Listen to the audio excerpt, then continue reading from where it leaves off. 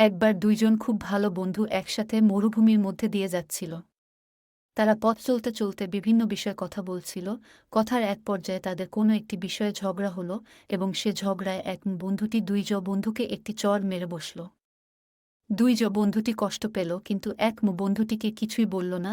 সে বালিতে লিখল, আমার সবচেয়ে ভালো বন্ধু আজ আমায় থাপ্পড় মেরেছে। বন্ধু দুটি আবার হাঁটতে শুরু করল এবং হাঁটতে হাঁটতে একটি মরুদ্যান এর সামনে এসে উপস্থিত হয়। তারা সেখানে পানিতে গোসল করতে মন স্থির করে। এমন সময় যে বন্ধুটি চট খেয়েছিল সে চোরাবালিতে আটকে যায় এবং নিচে ডুবে যেতে শুরু করে। তখন বন্ধুটি তাকে দ্রুত উদ্ধার করে।